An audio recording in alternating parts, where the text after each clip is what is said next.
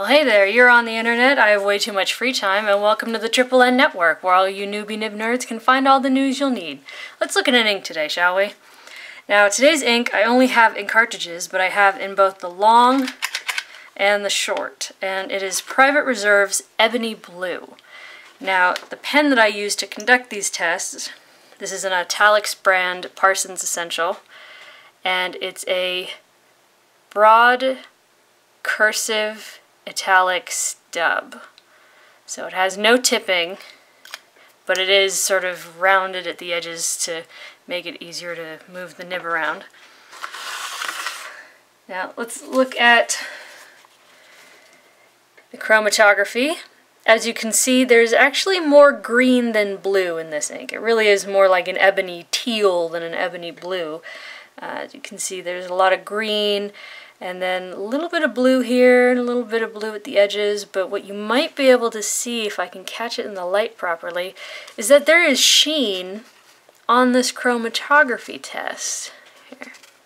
It's right there in the sort of the dip of the V. Sort of like a reddish, blackish sheen. But, oh well, I tried. Next is actual tests. Clairefontaine, 90 grams per square meter.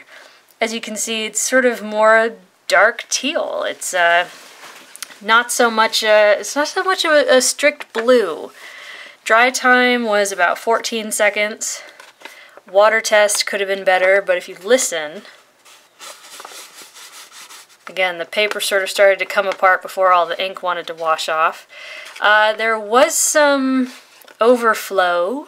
As you can see, some of the ink dyed the page, but could be worse. No bleed through, no feather, no spread. Next is Rhodia, 80 grams per square meter. I felt like this came out a bit darker, but that could just be me. Dry time was 9 seconds instead of 14, so that was nice. Water test, again, not fantastic, and I felt wasn't as good as the Clairefontaine, but still, if you had to, you could read it. There'd be somewhat recoverable. Next is your standard 20-pound copy paper. Here, I feel like you actually got a lot out of this ink.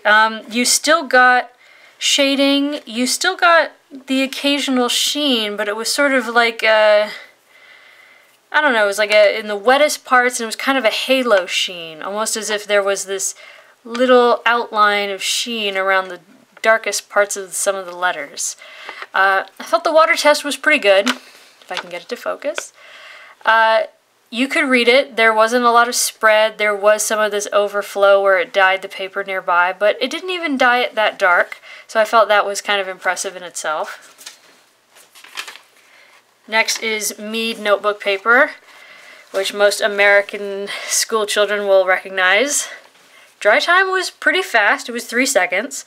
However, this water test is almost unlike anything I've ever seen before.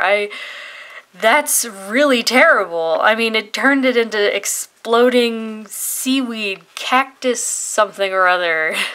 Really bad. But, yeah, there was the odd feather. There was a little bit of spread. There was bleed through. You probably wouldn't want to write on the other side of this. And after the water test, I really wouldn't recommend it as a pairing of, well, trifecta, paper, ink, and pen. Up next is Moleskine Paper, where I feel like really not a lot of good came from it. It took some time to dry, you know, it wasn't instant, which when paper is this absorbent, I would have thought it would have been faster. The water test was absolutely terrible. There was feathering, there was spread, there was bleed. It's really not good. Again, the trifecta would not recommend these three things together. So, there you go. That's Private Reserve Ebony Blue in the cartridges. And just to be sure, I tested both types of cartridges. Here's the chromatography for the big cartridges, and here's the chromatography for the small cartridges. Granted, I did a smaller drop of ink, as you can tell. So, still pretty much the same. You still get a little bit of sheen. You still get mostly green with touches of blue. But yeah, I like the ink. I do. I think it's beautiful. I think it has great saturation. I think it's a gorgeous color. I think you get sheen. I think you get halo. I think you get all kinds of great features. And if you're a lover of broader and wetter pens like I am, you just get all the best qualities of this ink. However, on cheaper paper, not so great. But if you're like me and you're out of school and you now get to pick your own paper to write on and you can pick the nice stuff if you want, then I definitely recommend this ink. And at the very least, I suggest you look into it for your own pens and your own paper and conduct your own tests and see what you think of it and let me know.